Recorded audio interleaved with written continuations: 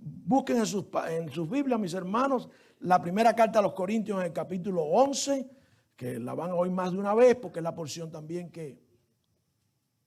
En el capítulo 10, perdón, el capítulo 10, los versículos del 16 al 24. La porción del capítulo 11 es la que van a escuchar después cuando estemos celebrando la ordenanza de la cena del Señor. Pero en el capítulo 10 dice la palabra del Señor y esta porción nos va a preparar. Dice el capítulo 10, los versículos del 16 al 24. Todo el mundo dice amén.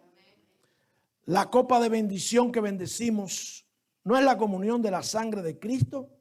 El pan que partimos no es la comunión del cuerpo de Cristo. Porque nosotros, siendo muchos, somos un solo pan y un solo cuerpo, pues todos participamos de aquel mismo pan. Mirad a Israel según la carne, los que comen de los sacrificios, ¿no son partícipes del altar? ¿Qué digo pues? Que el ídolo es algo o que sea algo lo que es sacrificado a los ídolos. Antes digo que los gentiles sacrifican a los demonios, los sacrifican y no a Dios, y no quiero que vosotros os hagáis partícipes con los demonios. No podemos beber la copa del Señor y la copa de los demonios. No podemos participar de la mesa, no podéis participar de la mesa del Señor y de la mesa de los demonios. ¿Provocaréis a celos al Señor? ¿Seremos más fuertes que Él? Todo me es lícito, pero no todo conviene. Todo me es lícito, pero no todo edifica. Ninguno busque su propio bien, sino el del otro. De todo lo que se vende en la carnicería, comed sin preguntar nada por causa de la conciencia, porque del Señor es la tierra y su plenitud. Oremos, Padre, te damos gracias, Señor, por tu palabra. Y te rogamos, Señor, que nunca nos falte, que nos hable hoy también a través de ella, como siempre, y que seamos edificados y confortados. En Cristo Jesús. Amén y amén. Pueden sentarse, mis hermanos, después los vuelvo a poner de pie, como siempre, para que oigan la porción en la que vamos a predicar, continuando con la serie en el discipulado. Estamos predicando discipulado y hoy vamos a comenzar dentro del discipulado lo que el Señor Jesucristo dejó para sus discípulos. ¿Con qué propósito lo dejó? ¿Cuándo lo dejó? ¿Y qué celebración tenemos en el momento que lo llevamos a cabo? El Señor Jesucristo dejó para su iglesia 2 ordenanzas. Y esas ordenanzas son parte de la vida de un discípulo de Cristo. Se supone que un discípulo, aquel que está siguiendo y aprendiendo al Señor, se suponía que aquellos que empezaban la vida cristiana, que aquellos que empezaban la era de la iglesia, pues iban entonces a celebrar 2 ordenanzas dejadas por el Señor Jesucristo con mucha claridad, con una certeza que no se puede cuestionar. Y el apóstol Pablo lo reseña, lo recuerda y nos los explica, por decirlo de alguna manera, para que nosotros llevemos a cabo lo que el Señor nos dejara. Ahora bien, nosotros a veces vamos a la iglesia buscando ese aliento, esa exhortación, esa motivación, ese estímulo necesario para salir de aquí, poder vivir en el mundo que nos ha tocado vivir, con todas las cosas que vemos, la falta de confianza en todo lo que oímos, los miedos y los temores que nos han tocado, y pensamos que lo que dice la Biblia, lo que nos dejó el Señor, no nos va a hacer falta, no nos es necesario. Cuando nosotros hablamos de la cena del Señor y hablamos del bautismo, que son las 2 ordenanzas dejadas por el Señor, hoy vamos a predicar sobre la cena y vamos a celebrar la cena. Pero la primera que el Señor nos dejó, o pudiéramos decir, la primera que cumplimos como discípulos de Cristo, es el bautizo. Eso es parte de lo que conlleva una vida que va a estar preparada para enfrentar al mundo. Y así no lo ven tristemente muchos cristianos y muchas iglesias. Lo que nosotros tenemos para enfrentar el mundo, para poder seguir como discípulos de Cristo, separados del mundo, viviendo en el mundo, es nuestro discipulado, nuestro aprendizaje. Las cosas que el Señor nos dio para que nosotros estemos en comunión y esa comunión mejore a través de las cosas que nos da, que nos dice, y especialmente a través de las ordenanzas. Ayer tuvimos el honor de participar en la graduación de Paco, nuestro hijo mayor, que se graduaba del Instituto Bíblico. Y en el desafío, en la exhortación que le hacen a los graduados,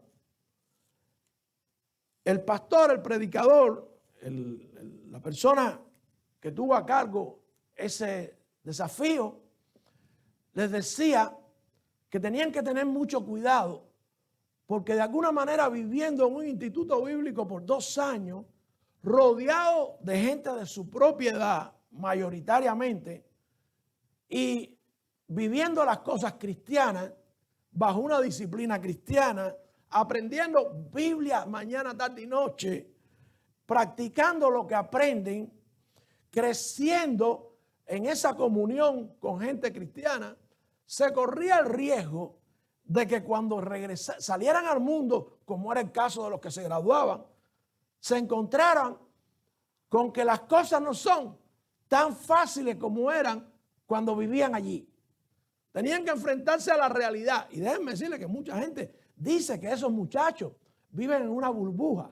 Y esto lo decía el predicador, que la gente dice que viven en una burbuja y cuando salen, pues se enfrentan a la realidad, se enfrentan al verdadero mundo, pero esa burbuja no es nada que sea en contra de lo que va a ser su vida. Por el contrario, no es tal burbuja. Es verdad que viven en condiciones especiales, pero cuando salgan de allí lo único que van a ver es que ellos son los que han decidido seguir y servir a Cristo y el resto del mundo necesitan lo que ellos tienen.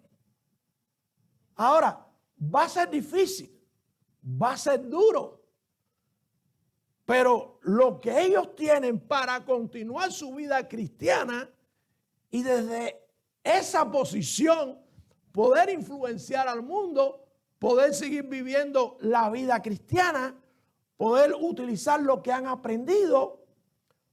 Hay algo que el Señor creó que se llama iglesia.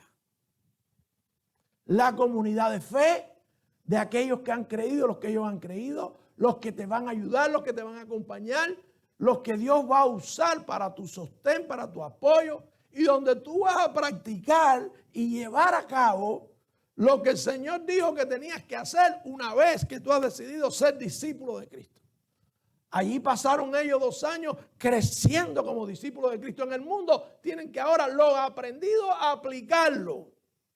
Y la preparación no era precisamente que vivieran en una burbuja aislados del mundo, sino para que supieran que de allí tenían que salir a ese mundo, a influenciar al mundo, a ganar al mundo, a transformar al mundo con lo que ellos habían aprendido.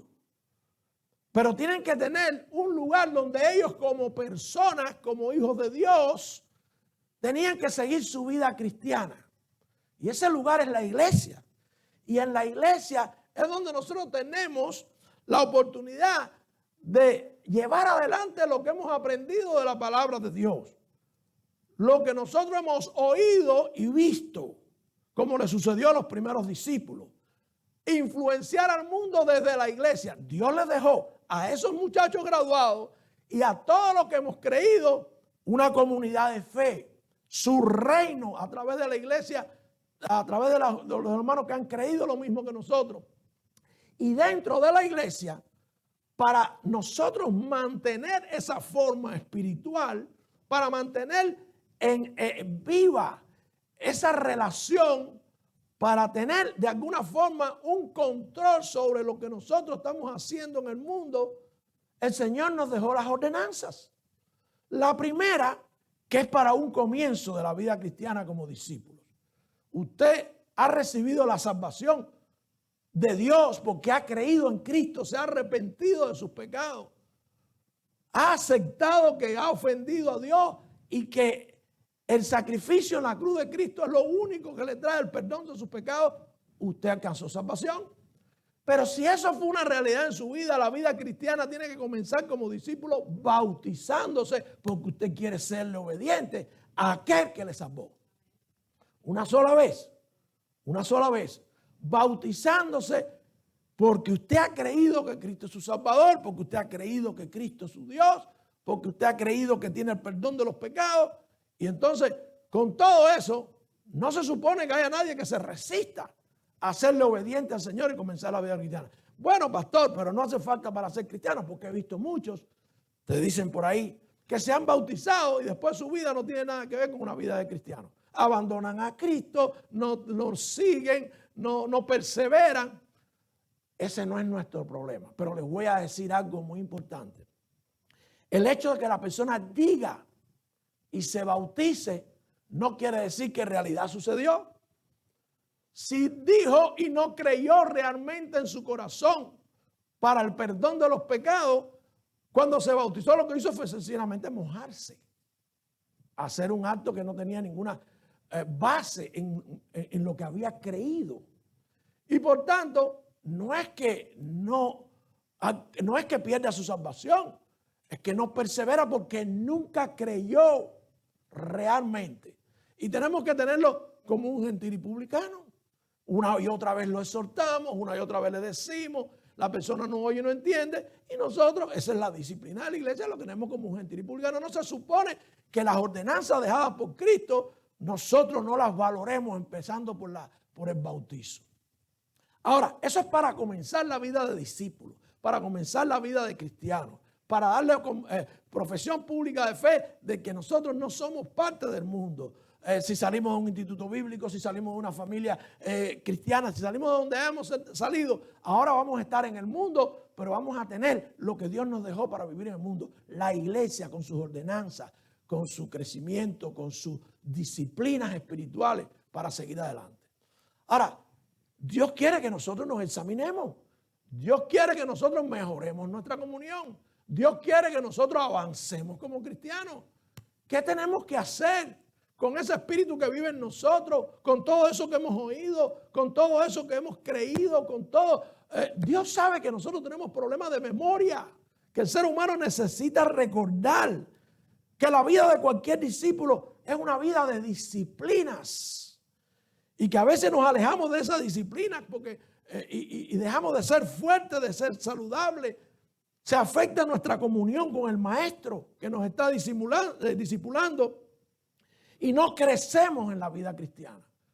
Para ello, el Señor nos dijo, autoexamínense, recuerden, mantengan su mente en mí, en lo que hice por ustedes, en lo que estoy haciendo y en lo que voy a hacer.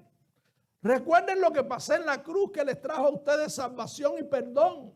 Recuerden el sacrificio tan grande. Recuerden de donde los saqué. Háganlo en memoria de mí. La vida del discípulo es una vida centrada en Cristo, en su sacrificio, en lo que hizo, en lo que hace y en lo que va a hacer. Y cuando nosotros nos autoexaminamos, como lo hacemos cuando tomamos la cena, entonces nos hacemos una revisión de si esa vida es una vida que tiene que ver con lo que hizo Cristo por nosotros, que tiene que ver con lo que dice Cristo que hagamos y vivamos, y que tiene que ver con una vida que está esperando lo que Cristo prometió, especialmente su venida por nosotros. Eso es lo que tenemos que hacer, eso es lo que hacemos cuando tomamos la cena.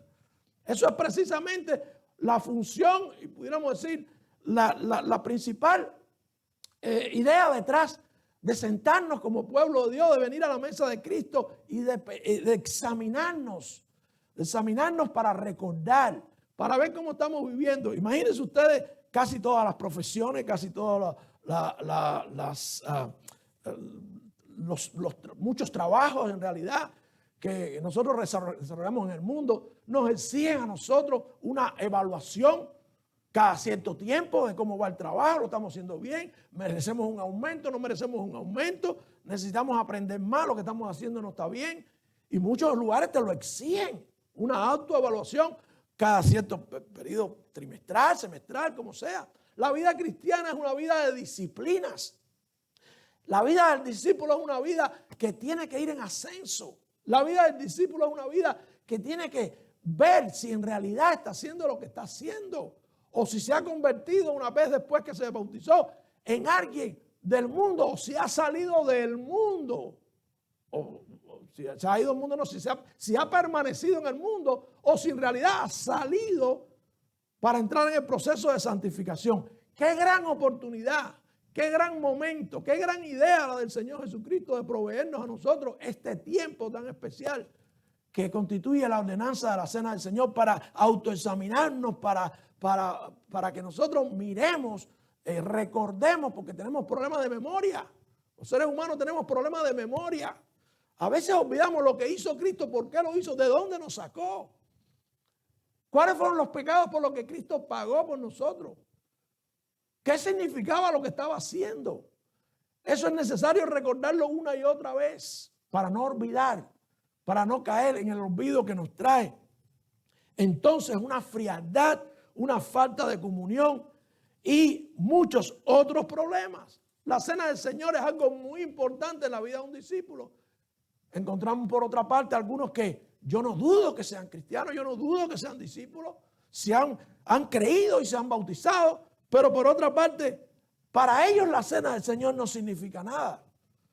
La desdeñan, no participan, la demoran. La Biblia no nos dice a nosotros cada qué tiempo debemos tomar la cena, pero no debe ser un tiempo prudencial. Yo creo que cada quien, y más que cada quien, cada congregación tiene que decidir cada qué tiempo la toma. Nosotros tuvimos un tiempo cuando celebramos la cena, en una ocasión que hablamos acerca de por qué nosotros como pastor de la iglesia, como líder espiritual de ustedes, habíamos decidido hacerlo una vez al mes. Porque somos gente con unas características, somos más pecadores que el resto del mundo. No, somos diferentes en muchos sentidos. Somos personas que tenemos que recordar con un poquito más de fuerza tal vez, con un poquito más de intención lo que hizo Cristo por nosotros. Y no hay nada más, no creo que haya que hacerse como dicen en algunas iglesias todas las semanas, porque la Biblia dice cuando nos reunáis. No creo que tenga que hacerse de esa manera, porque creo que se corre el riesgo de caer en un abuso, se corre el riesgo de caer en una repetición con pérdida del sentido de lo que estamos haciendo. Nosotros lo hacemos una vez al mes, pero lo importante, mis hermanos, es el significado detrás de la ordenanza dejada por el Señor Jesucristo. Él se la dejó a los discípulos, la instituyó cuando estaba con ellos todavía antes de partir a la cruz, en un momento crucial, en un momento de desesperación, sabiendo lo que iba a sufrir. No se olvidó de dejarle a los discípulos la cena del Señor. Y después a Pablo personalmente se la da. Y esa es la porción que usamos comúnmente y que hoy en esta mañana quiero leerles para que sepan que eso es lo que vamos a estar revisando y también vamos a estar usando cuando celebremos la cena del Señor, después que hablemos de todas las cosas que queremos hablarles. Quiero que se pongan de pie conmigo nuevamente y lean ahí la primera carta a los Corintios en el capítulo 11. Ahora vamos al capítulo 11. Estamos hablando de discipulado, estamos hablando de disciplinas del discípulo. Una disciplina importante es comenzar con la ordenanza del bautismo y continuar con la cena cada vez que la congregación local en la que eres miembro así lo haya estipulado. Dice la Escritura ahí en la primera carta a los Corintios, en el capítulo 11, versículos 23 al 26. Dice el apóstol Pablo, porque yo recibí del Señor lo que también os he enseñado. Le está hablando a los corintios que habían caído en una serie de problemas en cuanto a celebrar la cena del Señor. Problemas de varios tipos. Que el Señor Jesús, la noche que fue entregado, tomó pan y habiendo dado gracias lo partió, dijo: tomad, comer, este es mi cuerpo que por vosotros es partido. Hacer esto en memoria de mí. Asimismo tomó también la copa después de haber cenado, diciendo: esta copa es el Nuevo Testamento en mi sangre. Hacer esto todas las veces que la bebieres en memoria de mí. Porque todas las veces que comieres este pan y bebieras esta copa, la muerte del Señor anunciáis hasta que Él venga. Gracias, Padre, por tu palabra. Bendícela, prepara los corazones. A mí úsame para gloria tuya, escóndeme con mis defectos detrás de tu cruz. En Cristo Jesús. Amén y amén. Pueden sentarse, mis hermanos. Hermanos, si ser discípulo hay que tener disciplina, hay que perseverar, hay que crecer. Y la oportunidad de autoexaminarnos, la oportunidad de recordar a Cristo lo que hizo, lo que dice, lo que hará. La oportunidad de mejorar viene cuando nosotros nos sentamos y nos sentamos a la mesa del Señor a recordar todo ello, todo lo que Él nos dijo que hiciéramos con esa ordenanza. La vida de cualquier discípulo es una vida que tiene que ir en mejoría, que tiene que ir en ascenso. Y a través de la cena nosotros examinamos ese ascenso. Recomenzamos, por decirlo de alguna manera. Somos débiles, somos frágiles, tenemos mucha presión del mundo, tenemos mucha influencia negativa alrededor nuestro, y la cena nos permite a nosotros un recomienzo, nos permite una revisión, nos permite un recordar, pero todo, como dice el Señor, en memoria de Él. Cristo tiene que ser el centro, Cristo tiene que ser el que dirige la celebración, Cristo es el que invita, y Cristo es todo entre las disciplinas del Señor Jesucristo. Por eso hay disciplinas que nosotros no entendemos que la gente practique, como enseñan algunas iglesias, porque nunca fueron disciplinas del Señor, ni nos acercan al Señor Jesucristo. Pero sin embargo, le preguntas a alguna gente que hacen unas cuantas cosas por ahí que no vamos a entrar en detalle, ¿cuándo fue la última vez que celebraron la cena del Señor? Y te dicen que hace muchos meses, que no recuerdan la última vez. O incluso en la iglesia que lo hace correctamente, te encuentras con hermanos que se llaman discípulos, que dicen ser cristianos, que no recuerdan la última vez que tomaron la cena del Señor, cuando su iglesia se la está ofreciendo. Es triste, y por eso es necesario revisar qué cosa es la cena del Señor y qué anuncia la cena del Señor en primer lugar. La cena del Señor, mis hermanos, en primer lugar, es un acto memorial. ¿Qué quiere decir un acto memorial? Hubo un evento, el evento más grande de la humanidad, el evento que separó al mundo entre los hijos de Dios y los que no son hijos de Dios. El evento que nos da a nosotros por fe en Cristo salvación fue el evento de la cruz. Cuando Cristo murió en la cruz, murió por los pecados de cada uno de nosotros. Ahí estaba clavando todo lo que nosotros hicimos, los que vivieron, los que viven y los que vivirán hasta que Él venga. Ese es un evento grande para cada quien. Ese día que usted acepta ese sacrificio de Cristo, usted está diciéndole: hoy todo lo que yo hice me lo perdonaste. Es necesario recordarlo, es necesario, sobre todas las cosas, recordar quién te lo perdonó. El único que puede perdonar pecados, dice la Escritura. La cena del Señor es un memorial, la cena del Señor no es un ritual, la cena del Señor no es un sacrificio como los que habían en los tiempos de la ley, es un memorial, es recordar. El Señor sabe que nosotros tenemos problemas para recordar.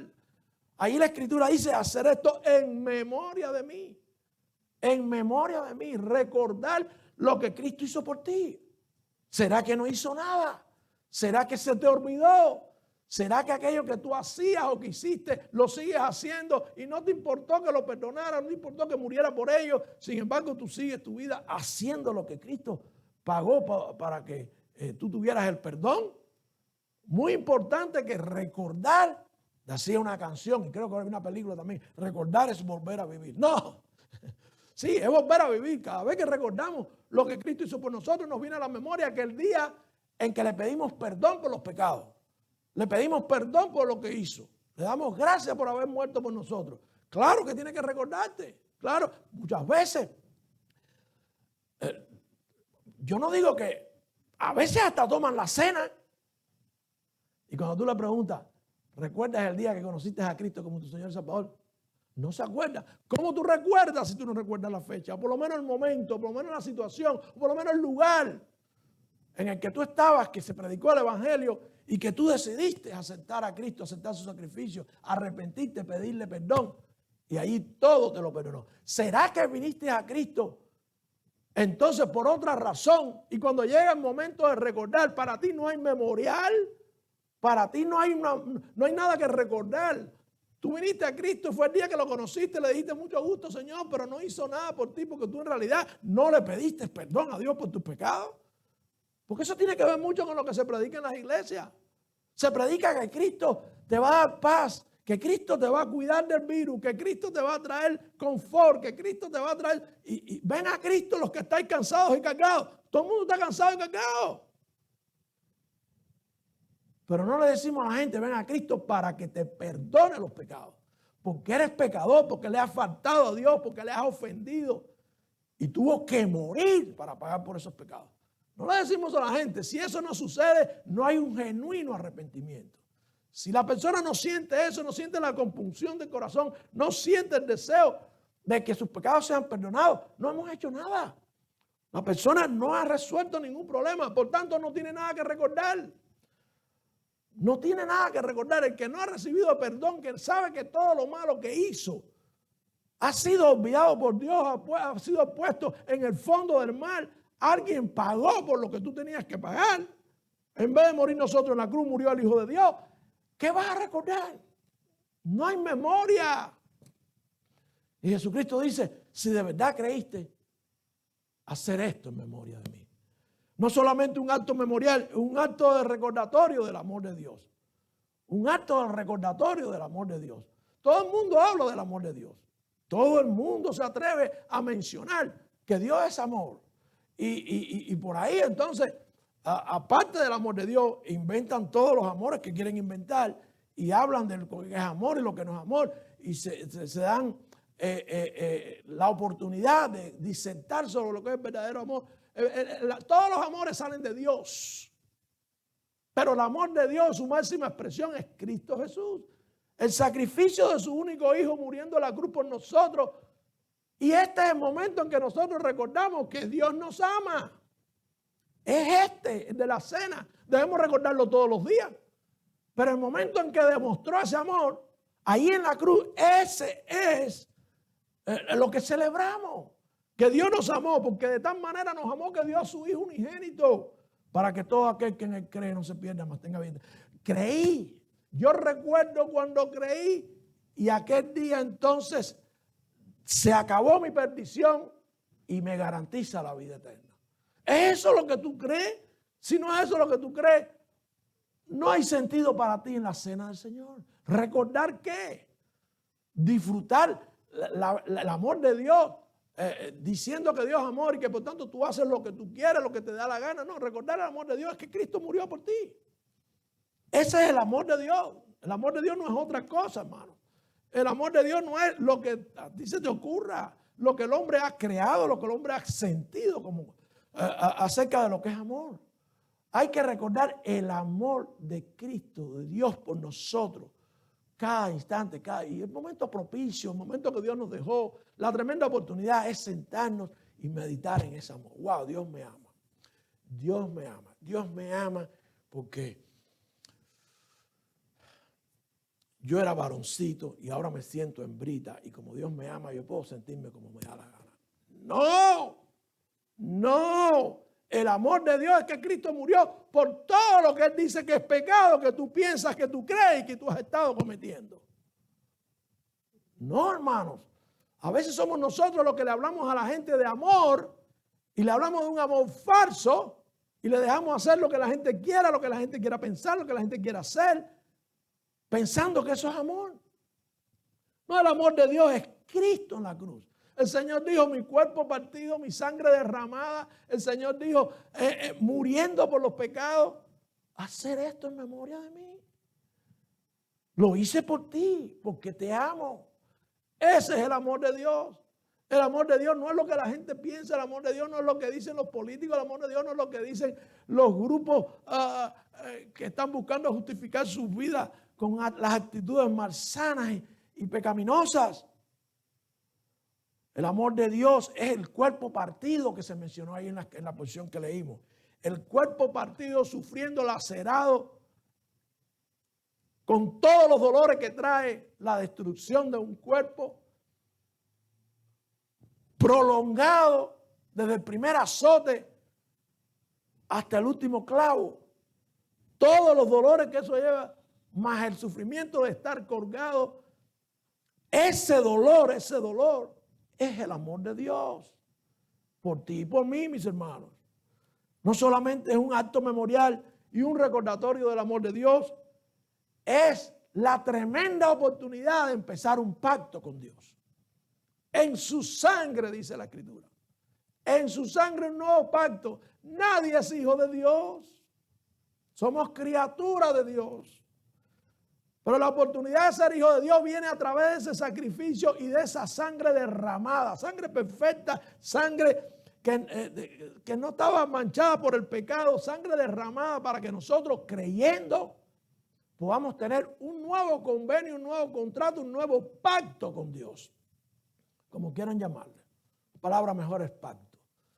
Dios pone su sacrificio, paga por nosotros. Nosotros solamente creyendo entramos en una relación y así nos hacemos hijos de Dios. La Escritura dice: a los que creen en su nombre le dio potestad de ser hechos de hijos de Dios. Ese pacto rubricado por Dios con su misma sangre, con su propia sangre. Ese pacto donde Él tuvo la iniciativa, nosotros lo único que tenemos es que creer. Es lo que recordamos en la cena del Señor. Es lo que recordamos, sangre derramada, como el Señor dice, para un nuevo pacto. El ser humano no tenía manera de llegar a Dios. Los sacrificios no daban abasto. Lo que usted haga no sirve, es como trapo de inmundicia. Sus acciones no le acercan a Dios, sus sacrificios no valen. Los cambios cosméticos de su vida, su actitud supuestamente moral, no le acercan ni un centímetro a Dios. Se trata solamente de establecer un pacto creado por Dios y decirle: moriste por mis pecados, yo te hago el Señor y el dueño de mi vida. Y por tanto, somos hijos de Dios. A través de ese pacto de la sangre, nosotros volvemos a una relación de padre e hijo. Pero muchas veces de verdad que me da risa, hermano. Alguien que lanza: oremos todos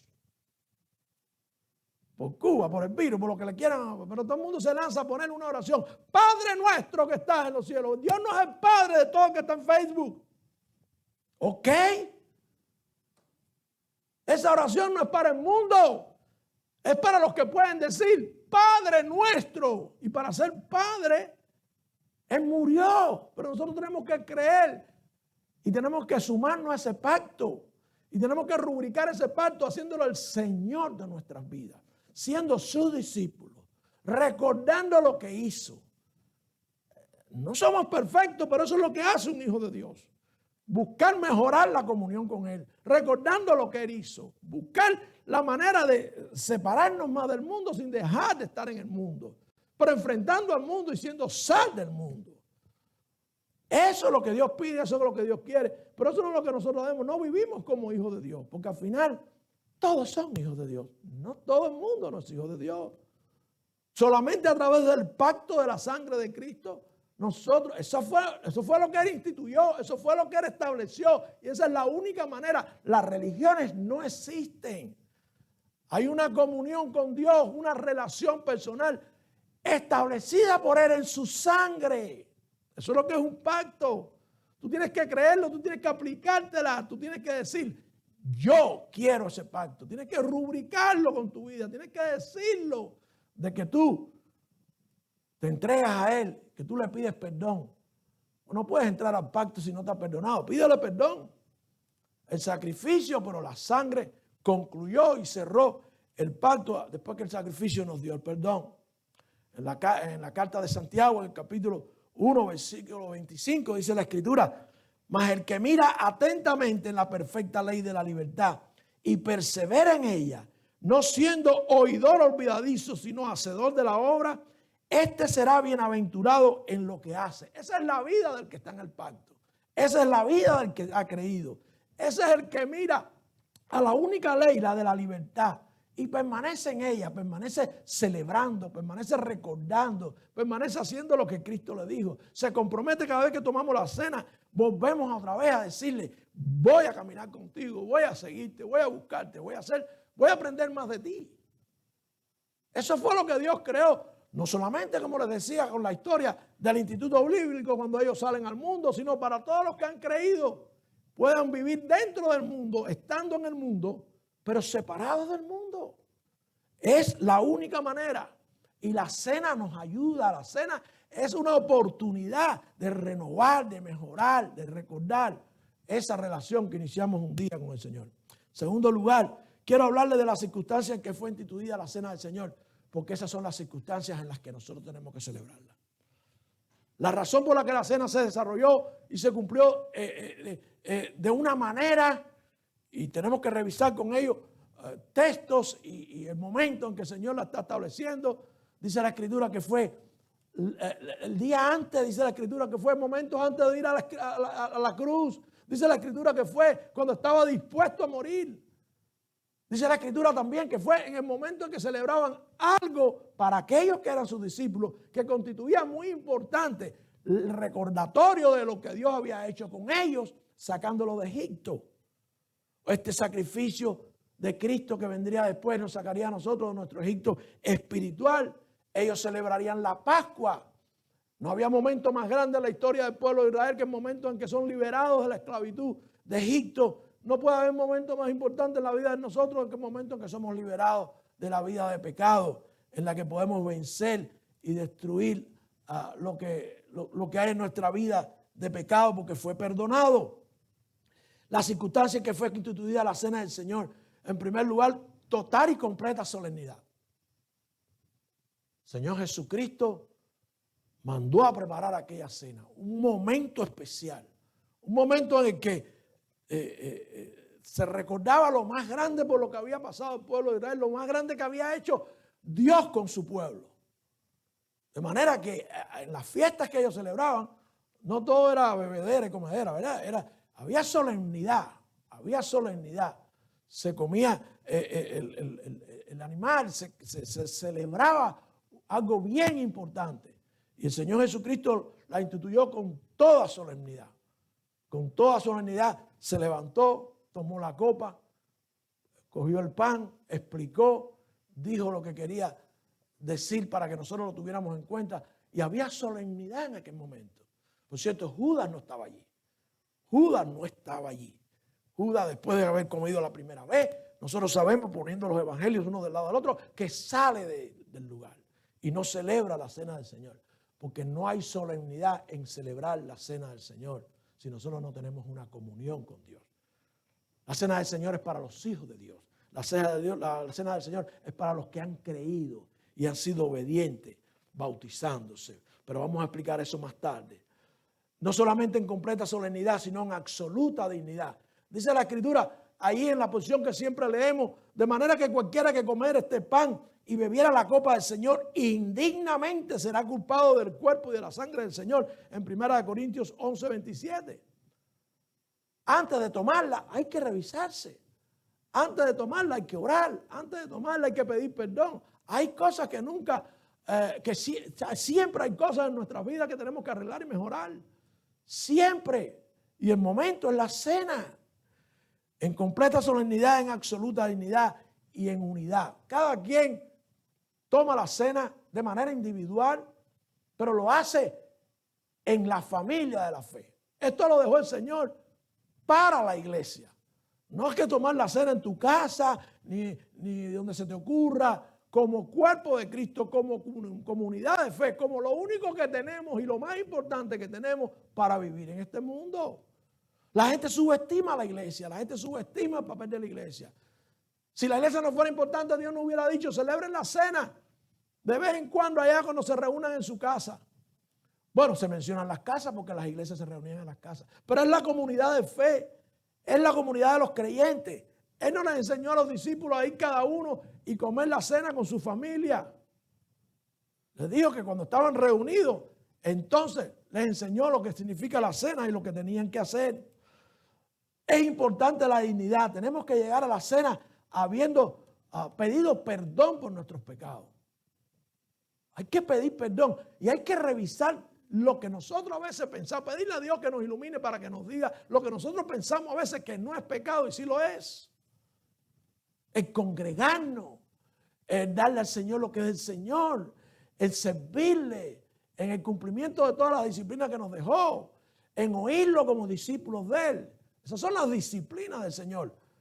En propagar su evangelio, en decirles a otros que hay salvación. Esas son cosas que hay que examinarlas cuando llegamos a la cena. Para ver en qué parte estamos flojos, para ver en qué parte estamos débiles. Porque eso afecta a nuestra comunión. La vida de disciplina no va a estar nunca completa si nosotros no examinamos esa disciplina. Y la cena del Señor es una tremenda oportunidad. La unidad del cuerpo de Cristo. Cuán importante es que lo tenemos como cuerpo. Que entre cada uno de nosotros, incluso primero resolvamos los problemas que tenemos entre nosotros. Si hay alguien que tiene que pedir perdón a un hermano, se lo tiene que pedir. No llegar a la cena con algún problema que no se ha resuelto. Si hay alguien que tiene algo en contra del hermano, resolverlo. Porque Cristo quiere que nosotros avancemos, caminemos como discípulos dentro del cuerpo de Cristo, no separados. La cena nos habla de unidad, porque el Señor la instituyó para su pueblo, reunido su pueblo. A los discípulos, Él no les dijo vayan con su familia cuando coman y celebren la cena. Era con la familia de la fe. Ahí en la primera carta a los Corintios, en el capítulo 11, dice también, porque el que come y bebe indignamente, come y bebe juicio para sí, no discerniendo del cuerpo de Cristo. Cuando llegamos a la cena, sin haberle pedido perdón al Señor, sin haberle arreglado y haber examinado todo lo que anda mal, sin haber incluso, a veces la gente llega a la cena y a lo mejor el pastor piensa que es cristiano, pero la persona dice, no, yo no me arrepentí verdaderamente. Y ese puede ser el momento en que haya un arrepentimiento genuino. Pero tomar la cena sin haberle pedido perdón a Dios, sin haberse bautizado, es tomar la cena indignamente. Ahora bien, quiero aclarar algo muy importante. Porque la Biblia nos da a nosotros la oportunidad, poniendo todo lo que ella dice, de interpretar correctamente cómo se deben hacer las cosas. Nosotros llegamos a la cena del Señor con pecado. Y allí hay que resolver ese pecado, arrepintiéndonos, pidiéndole perdón, porque el sacrificio de la cruz nos permite a nosotros arrepentirnos para que nos dé perdón. Y arrepentimiento quiere decir luchar para no hacerlo más. ¿Ok? Pero también nosotros llegamos a la cena del Señor mirando si estamos en una comunión plena. Y es importante que cada quien se examine. Ahora, los pastores, para evitar los errores, por un cierto de temor de que la gente tome la cena indignamente, a veces toman medidas. Y yo creo que hay que tomar medidas, pero hay que ver las cosas como son, espirituales. El cristianismo es un problema del corazón. Entonces existen el método abierto y el método cerrado, como lo han llamado los hombres, al tomar la cena. Cerrado es si usted no se aceptó a Cristo. Si usted no aceptó a Cristo como su Señor y Salvador en esta iglesia y se bautizó en esta iglesia, usted no puede tomar la cena en esta iglesia. Ese es el método cerrado. Yo soy abierto y un poquito más abierto, pero pienso que un poco más espiritual en ese sentido. Si usted aceptó a Cristo como su Señor y Salvador, en cualquier lugar, y usted me dice a mí que usted aceptó a Cristo como su Señor y Salvador, yo no tengo por qué dudarlo, como no lo dudo de aquellos que lo hicieron aquí delante de mí en un llamamiento, aunque después no hayan dado frutos de arrepentimiento. Bueno, ya hay momentos en que tú dices, de salvo no tienen nada, lo que hicieron fue mojarse cuando se bautizaron. Pero ese no es el trabajo de nosotros, ¿ok? Pero definitivamente por los frutos los conocemos, ¿ok? Ahora, si usted aceptó a Cristo en otro lugar y usted se bautizó en otro lugar, correctamente, como dice la Escritura, por inmersión, con el propósito correcto y adecuado, yo no soy nadie para negarle el bautizo. Pero si usted llega al momento de la cena en una iglesia donde se predica la palabra de Dios, donde se da el mensaje de salvación, y usted no ha recibido a Cristo como Señor y Salvador de su vida, usted no se ha arrepentido de sus pecados, no le ha pedido perdón a Dios, arrepentido, dolido, humillado, y ese día lo hace, pero además ese día decide serle obediente, porque el que lo hace definitivamente no duda en ser obediente a Cristo, y usted decide públicamente bautizarse, yo le permito tomar la cena del Señor. Algunos me dirán sacrílego, otros me dirán hereje, pero el de la cruz ¿fue o no fue al paraíso? A lo que no tuvo tiempo de bautizarse. Ahora, si usted me dice que usted aceptó a Cristo, pero no quiere bautizarse porque el de la cruz no se bautizó, entonces yo lo saco afuera y lo cuelgo en una de las 3 cruces y lo crucifico. Para justificar que usted no pueda bautizarse. Pero si usted decide aquí aceptar a Cristo porque nunca lo ha aceptado y además bautizarse, porque si acepta, el que acepta a Cristo, ¿qué pasó al eunuco? Inmediatamente que aceptó a Cristo, ¿tuvo deseo de bautizarse o no? ¿Por qué una cosa tiene que ir separada de la otra?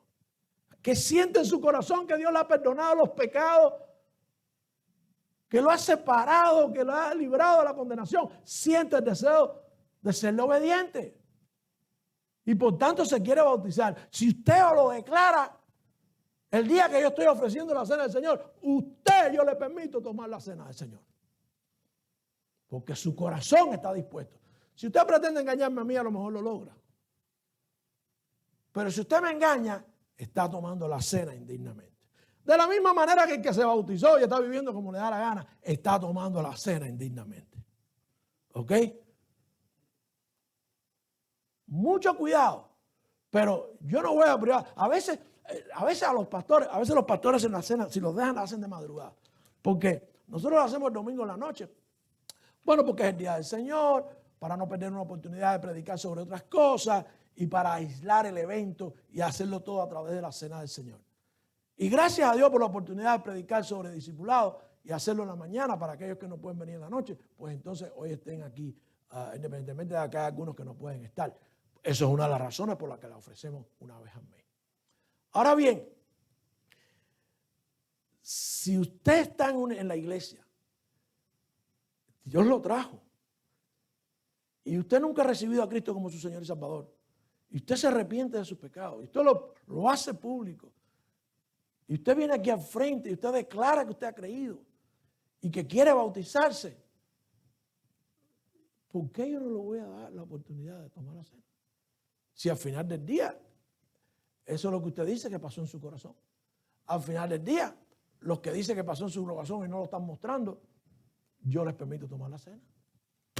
Yo solamente soy el mediador, yo solamente soy el mensajero que trae lo que Dios quiere decirle, lo que Dios les provee a cada uno. Cada quien tiene que hacer con su vida. Por eso Pablo dice, mucho cuidado con tomarla indignamente. Porque incluso algunos duermen, dice Pablo. No hay otra manera de explicar eso que tomar la cena indignamente puede traer como consecuencia que tú partas de este mundo. Dormir. Hay cristianos que dicen que se bautizaron y todo, o que se han bautizado, y cuando llegan a la cena no lo hacen con el propósito adecuado, no se arrepienten, no examinan su vida y la toman indignamente. Y el Señor dice, quedarte en la tierra para seguir dando mal testimonio de mi gran salvación, ven conmigo a dormir. No hay otra explicación, yo no veo otra explicación allí. Que por tomar la cena indignamente algunos duermen. Wow.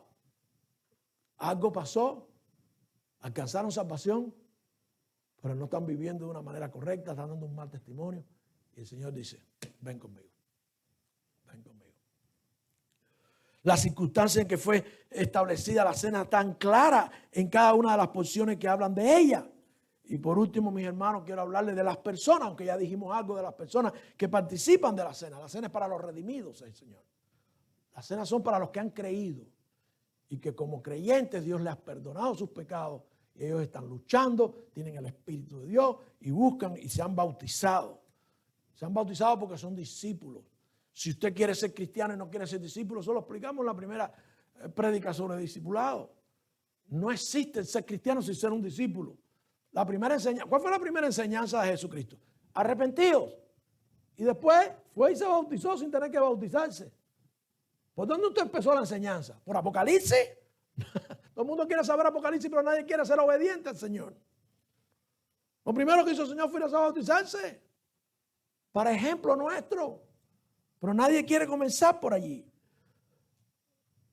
La cena del Señor, mis hermanos, no solamente es para los que han creído, para los que son discípulos. El discípulo no puede obviar la cena, tiene que tenerla en un alto concepto, tiene que saber lo que significa, tiene que saber la unidad que trae con el cuerpo de Cristo, la mejoría que trae de la comunión con Cristo.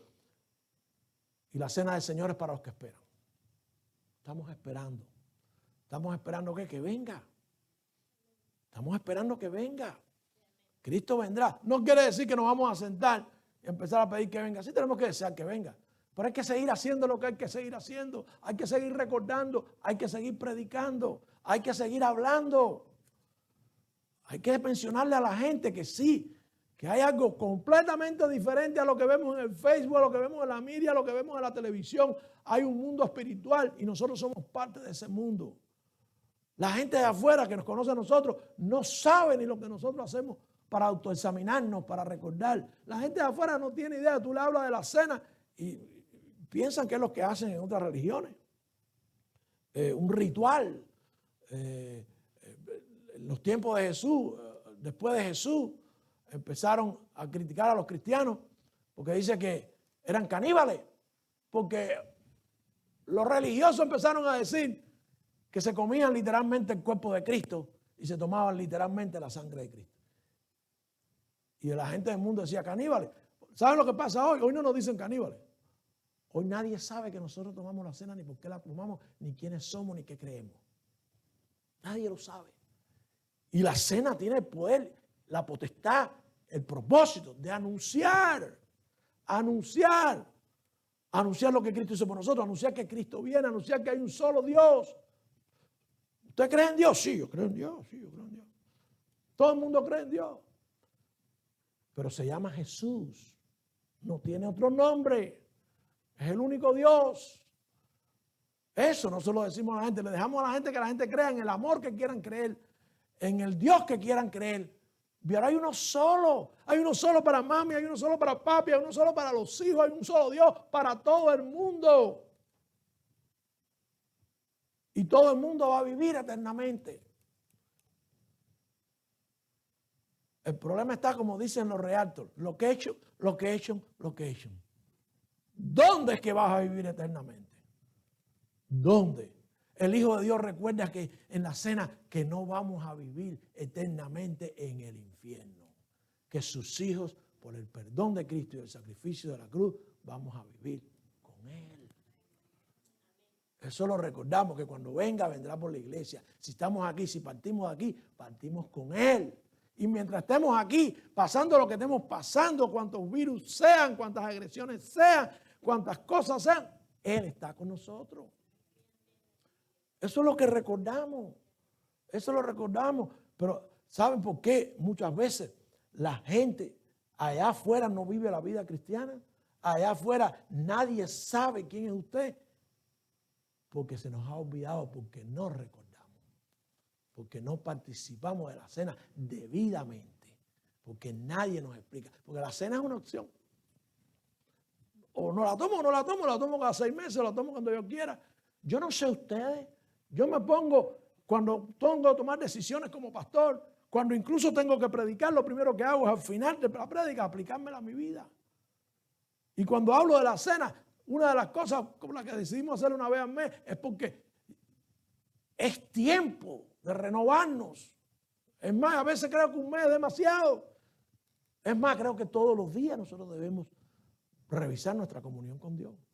Pero ya la cena incluye otras cosas. Ya la cena incluye esa decisión, pero de manera colectiva, de manera familiar, en unidad como cuerpo de Cristo. O sea, está claro quién debe tomar la cena y quién no. El que es discípulo, el que ha creído, los que esperan.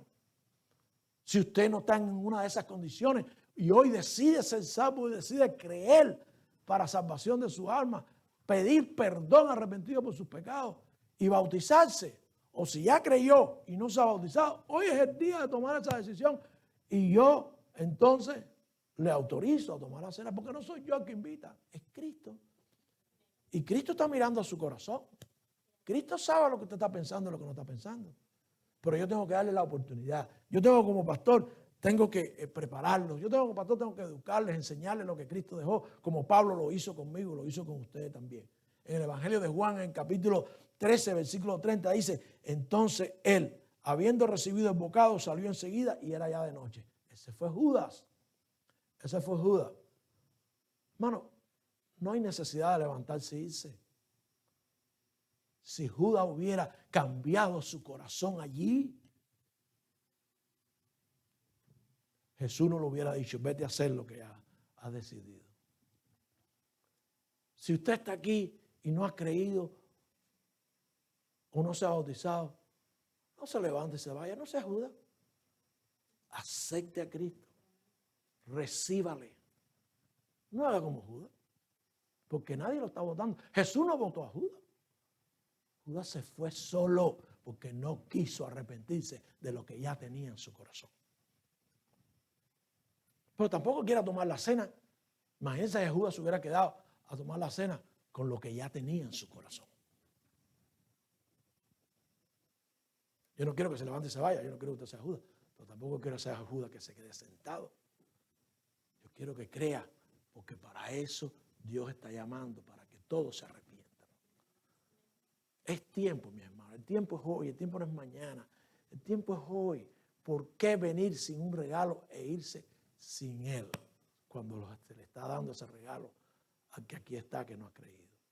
¿Por qué no participar de algo tan grande en lo que decimos, Dios mío, qué gran salvación tenemos por tu sacrificio? Gracias por sacarme de donde estaba.